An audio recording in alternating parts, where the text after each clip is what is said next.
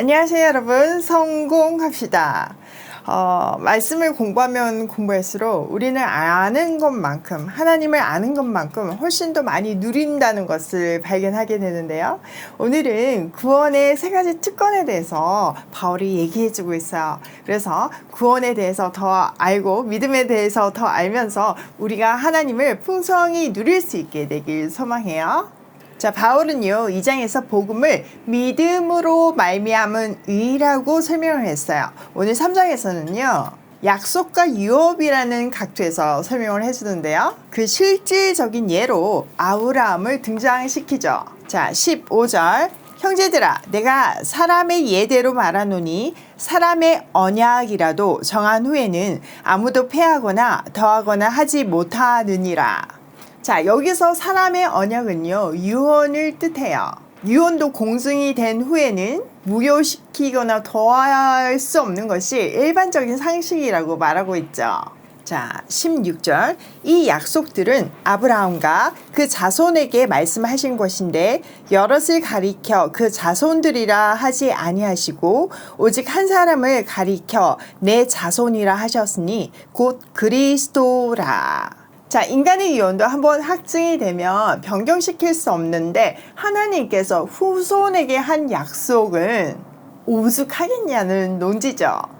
하나님께서 아브라함에게 후손을 약속하실 때 후손들이라고 하지 않으시고 단 한 사람을 가리켜 너희 후손에게 라고 말씀하셨는데 이 한 사람이 바로 그리스도래요. 자, 이 약속의 현장으로 한번 다시 들어가 보면요, 창세기 15장 4절에서 6절 말씀이에요. 하나님께서 아브라함에게 상속자를 약속해 주셨는데 그 후손의 수가 바다의 모래알처럼 하늘의 별처럼 많다고 하시죠. 아브라함이 그것을 믿을 때 하나님이 그것을 의라고 칭해 주셨어요. 이때 사용된 후손이란 단어가 단수라는 거예요. 그리고 17절 18절에 보면 쪼갠 고기 사이로 지나가시며 목숨을 건 언약을 하세요. 이것은 아브라함 시대의 풍습으로서 아브라함의 눈높이에서 언약을 해주신 거예요.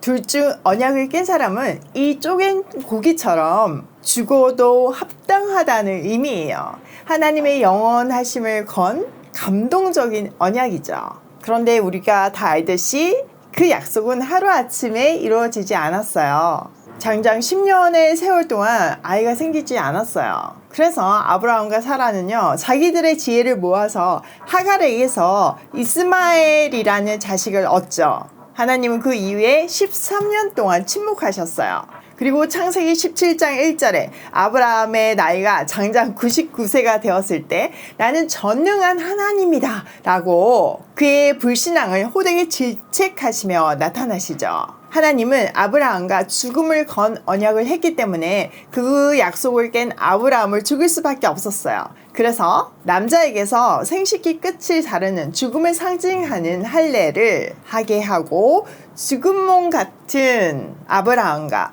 경수가 끊어진 사라의 몸에서 이삭이 태어나게 하세요. 이삭은요 그냥 자식이 아니고요 하나님의 약속의 자손이었고요 이 약속의 자손을 통해서 메시아가 오시죠. 그래서 후손의 단수로 쓰여 있는 거예요. 자, 17절, 내가 이것을 말하노니 하나님께서 미리 정하신 언약을 430년 후에 생긴 율법이 폐기하지 못하고 그 약속을 헛되게 하지 못하리라. 바울은요 하나님께서 주신 약속을 430년 뒤에 생긴 율법이 피할 수 없다고 말하고 있어요. 믿음으로 의롭다 한 약속을 율법이 피할 수 없다는 거죠. 바울은 고린도 전서에서 홍해를 건너는 사건을 세례라고 해석을 했어요. 자, 우리 한번 생각해 볼까요? 이스라엘 백성이 홍해를 먼저 건넜나요? 아니면 율법을 먼저 받았나요? 네, 맞아요. 홍해를 먼저 건너고 시내산에 도착했을 때 시내산에서 율법을 주셨어요. 그러니까 세례를 상징하는 홍해를 건너미 율법의 조건이 아니라는 거죠. 그런 것처럼 그리스도를 이 땅에 보내주시겠다는 약속도 이미 홍해를 건너기 전에 아브라함에게 주셨던 약속이에요. 자, 18절. 만일 그 유업이 율법에서 난 것이면 약속에서 난 것이 아니니라. 그러나 하나님이 약속으로 말미암아 아브라함에게 주신 것이라. 하나님은요, 약속과 함께 유산도 주셨어요. 자, 창세기 15장 7절을 보면 가나안 땅을 유업으로 주시죠. 자, 가나안은 어떤 땅인가요? 젖과 꿀이 흐르는 풍요와 축복의 땅이었어요.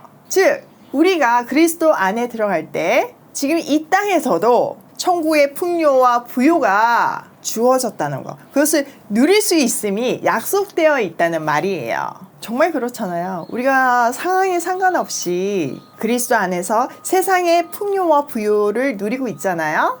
자, 그러면 율법의 용도는 도대체 무엇일까요? 바울은 세 가지로 정리하고 있는데요. 한번 볼게요. 19절. 그런즉 율법은 무엇이냐? 범법함으로 더하여진 것이라. 천사들을 통하여 한 중보자의 손으로 베푸신 것인데 약속하신 자손이 오시기까지 있을 것이라. 그 중보자는 한 편만 위한 자가 아니나 하나님은 한 분이시니라. 자, 첫 번째, 약속 이후에 그 약속을 어김으로 더해진 것이래요. 자, 율법의 역할이 죄가 무엇인지를 알려주고 우리의 죄성을 보여주는 역할을 하잖아요. 실제로 우리가 그리스도를 만나기 전에는 우리가 죄인인지 절대 알지 못해요. 저는 정말 그걸 너무 경험해서 잘 알고 있어요. 제가 정말 어려운 사람들 돕는 걸 즐겨 했거든요. 그러니까 뭐 교회를 가서 사람들 우는 모습을 보면 아니 그러니까 평소에 잘하지 왜 죄는 지어서 울고 난리야? 이런 생각을 진짜 했거든요. 그러니까 내가 죄인인지 진짜 모르는 거죠. 자, 두 번째는요. 천사를 통해서 중개자의 손으로 제정되었대요. 자, 약속은 아브라함에게 직접 하셨지만 율법은 천사를 통해서 모세의 손을 거쳐서 주셨어요.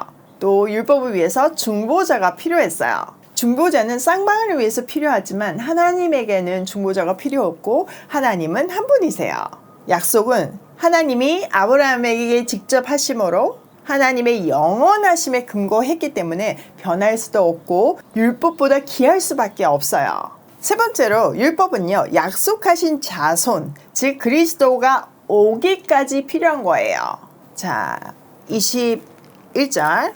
그러면 율법이 하나님의 약속들과 반대되는 것이냐? 결코 그럴 수 없느니라. 만일 능히 살게 하는 율법을 주셨더라면 이가 반드시 율법으로 말미암았으리라. 그러나 성경이 모든 것을 죄 아래에 가두었으니 이는 예수 그리스도를 믿음으로 말미암는 약속을 믿는 자에게 주려 함이라. 자, 로마서에 따르면요, 유대인에게는 율법을, 이방인에게는 마음에 새겨진 율법, 양심을 주셨다고 했어요. 그래서 유대인들은 율법을 지킴으로 구원을 받을 수 있다고 착각을 하고 이방인들은 양심껏 살아서 구원을 받을 수 있다고 오해해요.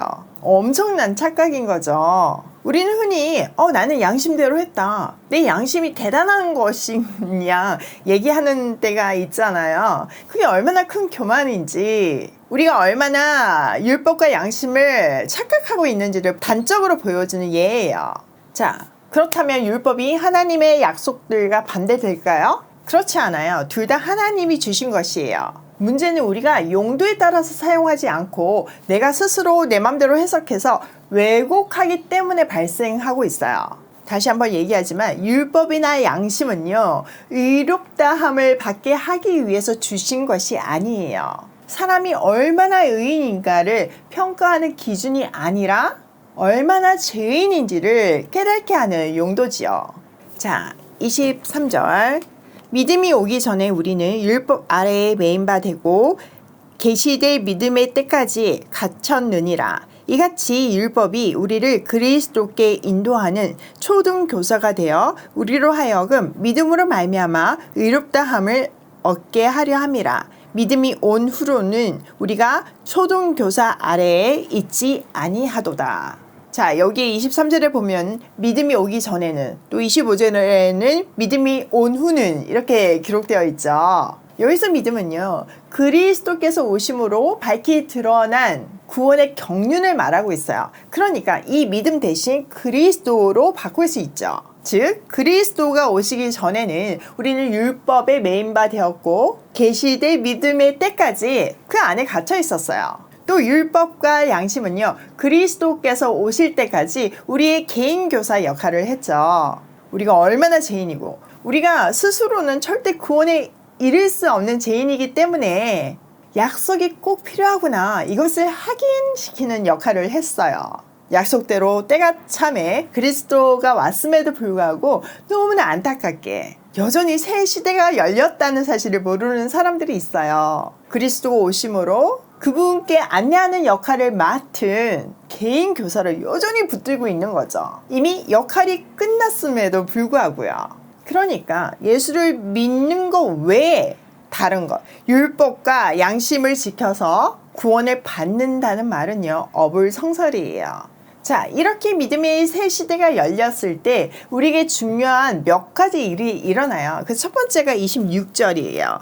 너희가 다 믿음으로 말미암아 그리스도 예수 안에서 하나님의 아들이 되었으니. 네, 맞아요. 우리는 그리스도 예수 안에서 하나님의 자녀가 되었어요. 자, 두 번째도 한번 볼게요. 27절. 누구든지 그리스도와 합하기 위하여 세례를 받는 자는 그리스도로 옷 입었느니라. 세례를 통해서 그리스도와 하나 되고 연합되고, 그래서 우리는 그리스도의 옷을 입어요. 그리스도를 옷 입는다는 의미는요, 당시 로마 문화를 좀 알아야 이해가 되는데요. 당시 성년이 될 때 성년식을 했어요. 그때 지금까지 입던 그 어린 시절의 옷을 벗고 성인이 합당한 옷을 입거든요. 이처럼요, 예수를 믿는다는 것은 그 과거의 모든 그 죄인의 옷을 벗고 예수를 옷 입는 삶을 말하는 거예요. 우리가 예수를 옷 입을 때 예수의 신분과 예수의 지위를 얻죠. 하나님께서는 자기 아들이신 예수를 대하듯이 우리도 동일하게 대하신다는 의미예요. 이렇게 예수를 믿는다는 것은요, 엄청난 영광을 동반해요. 그렇게 우리가 제대로 믿으면 이 세상의 부귀영화가 시시해지기 시작하는 거예요. 비교가 안 되는 너무나 귀한 것을 받았으니까요. 여러분, 아이들한테 쥐고 있는 것을 놓게 하는 방법은 더 좋은 것을 주는 것밖에 없어요. 하나님께서 더 좋은 것을 주시면서 이 세상의 부귀영화, 금방 사라질 것에 대한 집착을 내려놓게 하시는 거죠. 자, 28절. 너희는 유대인이나 헬라인이나 종이나 자유인이나 남자나 여자나 다 그리스도 안에서 하나이니라. 자, 세 번째는 차별이 없어졌어요. 이거는요, 진짜 엄청난 말이에요. 당시 남자 유대인들은요, 실제로 감사 기도에 자기가 이방인이 아닌 것에 감사하고 종이 아닌 것에 감사하고 여자가 아닌 것에 감사했대요. 그만큼 그 시대는요, 차별이 정말 심했어요. 솔직히 종은요, 그 시대에는 거의 물건이었잖아요. 돈을 주고 사고 팔았잖아요. 그런 세상의 질서와 구조와 완전히 다른 새로운 질서 속에 살면서 자유를 누리는 엄청난 일이 벌어진 거죠. 기준점이 달라지니까요, 삶의 태도가 달라질 수밖에 없었어요. 비록 그 시대의 종으로 살고 있지만, 물건으로 여겨지는 종으로 살고 있지만, 정말 하나님 앞에서 그 종 역할을 제대로 하는 모습들을 보면서 실제로 많은 주인들이 그리스도인이 됐다는 기록들이 있잖아요. 자, 그럼 요즘은 어떤가요? 요즘은 차별이 없어졌나요? 여전히 세상의 가치가 있고 그 가치에 따라서 사람들은 차별을 받고 있어요. 그 세상의 가치, 뭐 돈, 권력, 미모 이런 것들이잖아요. 그런데요, 복음은요, 누구나 다 하나라고 선포해요. 그리스도를 옷 입은 사람들은요, 세상의 가치가 아닌 복음적인 가치로 사람들을 바라보고 아무리 세상적으로 가진 것이 없어도 그리스도만으로도 당당할 수 있어요. 또 많이 받은 사람도요, 그것을 주신 이유를 알고 그 물질의 주인이 누군지를 분명히 알고 있죠. 그래서 그 주인의 뜻대로 흘려보내요. 한 몸인 것을 알기 때문에 연약한 지체를 좀 돌까 말까가 아니라 오른손이 다친 왼손이 금방 돕는 것과 같이 당연히 돌보는 거죠. 반사적으로요. 자, 29절. 너희가 그리스도의 것이면 곧 아브라함의 자손이요 약속대로 유업을 이을 자니라. 자, 그리스도께 속한 사람이면 인종이나 시대나 뭐 어떤 것에 상관없이 약속에 따라서 정해진 상속자임을 꼭 기억해야 해요. 자, 오늘 내용은 정말 강력하죠. 한번 우리 삶에 적용을 해보면 첫 번째, 십자가의 능력은 엄청나요. 비록 2000년 전의 사건이지만요, 시간은 인간에게만 필요하다고 했어요. 그래서 하나님의 능력으로 그 십자가의 능력은 여전히 현재에도, 내 삶에도 영향을 미치죠. 우리가 십자가의 현재성과 능력을 충분히 누릴 때 이 땅에서의 삶의 질이 달라지는 거예요. 자, 두 번째, 율법과 양심은 그리스도께 이르게 하는 개인 교사이다. 율법과 양심 자체가 구원에 이르게 할 수는 없어요. 우리가 죄인인지를 깨닫게 하고 그리스도만이 소망인지를 깨닫게 해서 그분께 인도하는 역할을 하고 있어요. 세 번째, 구원을 통해 누리는 세 가지를 꼭 기억하자. 자, 한번 기억해 볼까요? 첫 번째, 하나님의 자녀가 되죠. 두 번째, 그리스도를 얻게 되죠. 그리고 세 번째, 차별이 없어져요. 요즘요, 저는 정말 이 세 가지를 좀 다른 차원에서 누리고 있는 것 같아요.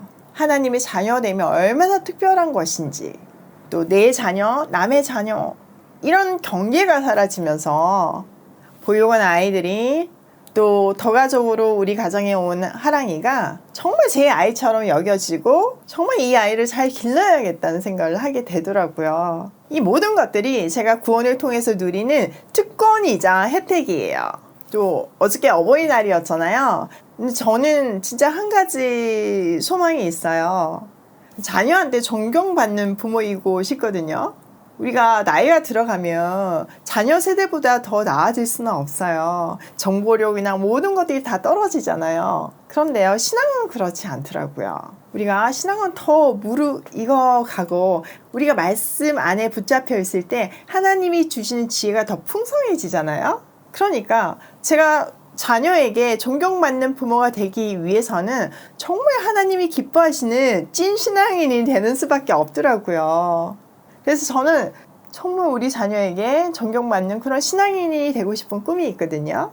그런데 어저께 아들들이 편지를 저한테 어버이날이라고 써서 줬는데 그 신앙의 선배로서의 어떤 존경심이 다 묻어 있더라고요. 정말 감격스러웠어요. 제가 하나님을 만나지 않았다면 아마 우리 아이들 그냥 세상 부모들처럼 아주 그냥 쥐어짰을 거예요. 비교하고 몰아붙이고 달달 볶았을 것 같아요. 그런데 하나님을 만나니까요, 동력자로서 하나님을 보게 되고 나에게 맡기신 자녀로서 보게 되더라고요. 그러니까 당연히 태도가 달라질 수밖에 없죠. 그리고 하나님을 신뢰하니까 자녀에 대해서 자유함을 굉장히 누리거든요. 그렇게 이제 조금 실력이 쌓이니까 이제 좀 어려운 하랑이를 좀 주신 것 같아요. 하랑이를 통해서 만날 하나님이 너무 기대되어요.